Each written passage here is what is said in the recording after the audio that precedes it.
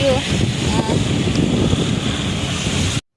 বন্ধুরা, গভীর রাতে ঘূর্ণিঝড়ের তাণ্ডব কিরকম হয়েছে সেটা আমি তোমাদেরকে দেখাবো। আমি তাই বাস থেকে নেমে পড়েছি, দেখো শুধু কি অবস্থা হয়েছে। এই যে এখানে এসে নেমেছি, এখনো যথেষ্ট এই দেখো ছাতা ভিজে যাচ্ছে, ছাতা ধরে রাখা যাচ্ছে না, এমন এখনো কিন্তু ঝড়ের প্রকোপ আছে। রাস্তা দেখো বন্ধুরা, কালকে ঝড় হয়েছিল কিন্তু ঝড়টা যে এতটা মারাত্মক ছিল আমরা একটু ঘরের ভিতরে থেকে বুঝতে পারিনি। এই যখন স্কুলে যাচ্ছিলাম তখন দেখলাম যে এরকম বাসের মধ্যে গিয়ে বিভৎস অবস্থা দেখাচ্ছি তোমাদেরকে, দেখো। আর দাঁড়াও, এই বাড়ির একদম কি অবস্থা হয়েছে, টালি পত্র। আমি একটু জিজ্ঞেস করবো যে কখন হয়েছে, তখন ওনাদের অবস্থা কি ছিল। কলতলা থেকে ডালিম্ব চোক, হ্যাঁ, হাই স্কুল, ওখান থেকে ওই আসরতলা পর্যন্ত এইটুকুটা ক্ষয়ক্ষতিটা বেশি হয়ে গেছে। এটা দোকান একটা ছিল, তিনটি, আর এইদিকে রূপটা প্লাস পাড়ার ভিতরে ওই যে গাছ ফাছ ঘর বাড়ি। তখন কেউ কি দোকানে ছিলেন? দোকানের মধ্যে কি কেউ ছিলেন ওই সময়? আচ্ছা, কিন্তু কোনো পূর্বাভাস ছিল না তো যে এই জায়গা থেকে ঝড় যাবে? কোনো আভাস ছিল না? না, প্লাস ওদের যে বাড়ি, দোকানদারের বাড়ি, এই যে টিনের যে সেটটা দেখছেন, টালির বাড়ি, টালির একটা অংশ নেই, পুরোপুরি। কি ভয়ঙ্কর অবস্থা। উনি হচ্ছে ওনার দাদা, বাড়ির মালিক। উনি তো এই দোকানে বসে থাকেন তো? উনি ওনার ছোট ভাই, আর এটা হচ্ছে বড় ভাই। ওনাদের টালির ছাদ ফাদ পুরো টালির একটা কোনো অংশ নেই। সত্যি যে মানুষের কিছু ক্ষয়ক্ষতি হয়নি, যা হোক, যা হয়েছে যে তাও একটা কথা। ওটা যদি আরেকটু গভীর রাতে খুলে ফিকে গেটে ফেলে দেয়। আমরা এখানে দাঁড়িয়েছিলাম, আমাদের মানে মোটরসাইকেল নিয়ে যাচ্ছিল, গাড়ি সমেত তুলে ফেলে। ও গাড়িটা ভিতরে আছে, আপনি যদি গাড়িটা এখন আছে, গাড়ি পুরো ভেঙে গেছে। আর ওনারা ভালো আছে? ওনারা ছোট হয়েছে, আমরা ইনজোর করে ফার্স্ট এড করে মোটামুটি বাড়ি পৌঁছে গেছে, কিন্তু বাইকটা এখন আমাদের কাছে আছে। বাইকটা যদি আপনি দেখতে চান, কারখানারও প্রচুর ক্ষয়ক্ষতি হয়েছে। আমাদের কারখানার শেড নেই, ওই দিকটা তো পুরো উপরে কোনো শেড। আমাদের এখানে আমফানে যে ক্ষতি হয়েছিল তার থেকে বেশি হয়েছে বলছেন? আমি বলছি মতন তো বেশি হয়েছে, কিন্তু আমফানে এর মতো তো হোটেল মধ্যে এসে এ তো মানে টর্নেডোর মতো এক সেকেন্ডের মধ্যে সাঁসাই করে এসে পুরো 1.5 থেকে 2 মিনিট এরকম ঘটনা ঘটে গেছে। তারপরে মানে ফাঁকা জায়গা তো পুরো ঘর বাড়ি, কি বলবো, আপনি বিশ্বাস করতে পারবেন না।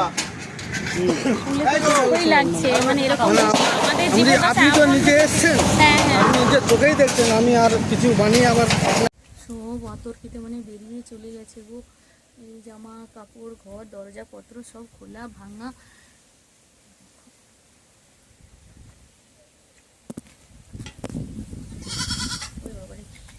ঘরে ছাগলগুলো আছে গো।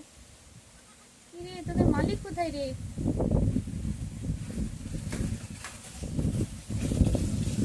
ও বৌদি,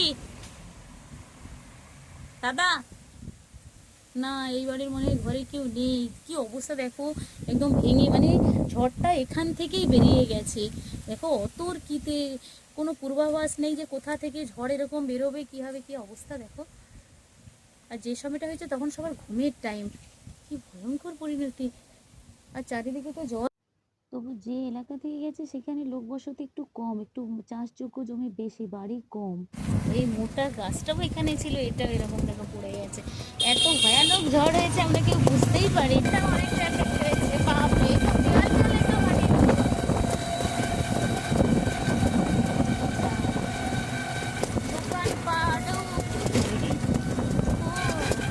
কিন্তু আমরা কিছুই বুঝতে পারিনি কটার দিকে হয়েছে ভাই এরকম। 11:30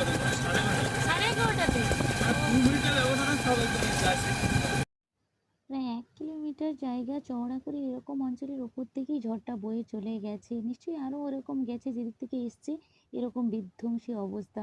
পুরোটা তো আমি হেঁটে হেঁটে দেখাতে পারিনি, কিছুটা হেঁটেছি, কিছুটা টোটোয় উঠে পড়েছিলাম, কারণ আমার 11 কিলোমিটার রাস্তা, পুরোটা তো হাঁটা আমার সম্ভব নয়। চলো দেখো, একটি কারখানা, এর একদম এই দেওয়াল টেয়ালগুলো ভেঙে পড়েছে, দেখো সব মেরামত চলছে। পিচ কারখানা এগুলো কাটাই চলছে, এই যে ভেতরের রাস্তা। এই দেখো, আওয়াজ পাচ্ছ তোমরা? সোজাটা করে ঝড়টা আসলে এসেছিল, গ্রামের ভেতরেও যত গাছপালা পড়েছে সেগুলো কেটে কেটে নিয়ে দেখো গাড়িতে করে নিয়ে আসছে। ওখানে একটা অফিস ছিল বলে বোঝাই যাচ্ছে না। দেখো একদম পুরো একটা যেন ভাঙাচোরা স্তূপ হয়ে গেছে। অফিসটার কি অবস্থা হয়েছে। আর এই যে গাছগুলো ছিল এই দেখো সব কেটে কেটে সব পরিষ্কার করে দিয়েছে। আর রাস্তার ওপরেই আমি যখন যাই তখন সব রাস্তার ওপরেই পড়েছিল। তখন তো স্কুলে যাচ্ছি, ভিডিও করতে পারিনি, আসার সময় তোমার দেখাচ্ছি।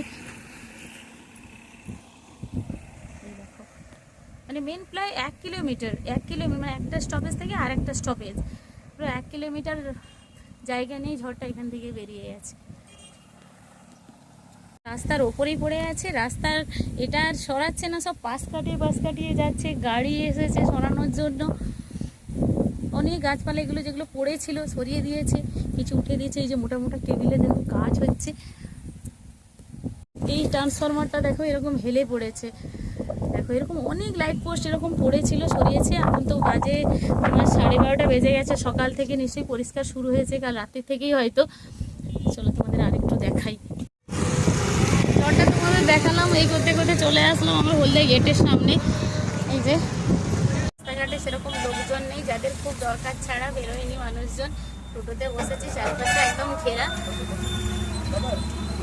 এই ভিডিওটা এরকম করছি, প্রায় ছাতা নিয়ে তো এরকম চলতেই পারছি না, ভিজেই গেছি। তারপর উঠেছি বাড়ি যাওয়ার জন্য। ভিডিওটা কেমন লাগলো? মনটাতে ভীষণ খারাপই লাগছে যে এরকম হঠাৎ করে অতর্কিতে শুধু এটাই যে মানুষের প্রাণহানি কিছু ঘটেনি, এটাই যা। চলো এই করতে করতে ভিজেই ভিজে গেছি। এবার জ্বর না হলেও ভিজে দেখো নিজেরই একটা অবস্থা হচ্ছে। আবার সেই জল থই অবস্থা। তখন সকালে গিয়েছিলাম, এই ফিরছি। মানুষ কত কষ্টে আছে। আমি নাহলে এরকম ভিজে ভিজে একটু ভিডিওই করলাম, তাতে আর কি বলো। এবারে জুতো খুলবো না, এর ওপর থেকেই চলে যাব। সেই জল এখন একটুখানি কমেছে দেখতে পাচ্ছি। এগুলো পুরোটাই ভরেছিল, একটুখানি কমেছে।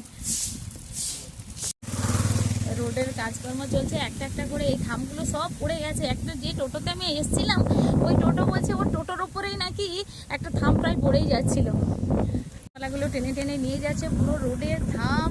আর এই যে ঘরটা একটা কারখানা ছিল, একদম ভেঙে দেখো ধুলিসাৎ হয়ে গেছে। আর এই দেখো যাদের বাড়ি ছিল দেখাচ্ছি তোমাদেরকে, দেখো বড় বড় গাছ থেকে শুরু করে এই রাস্তার এই দেখো লাইট পোস্ট ভেঙে পড়ে আছে। এই যে লোকজন সব কাজ করছে।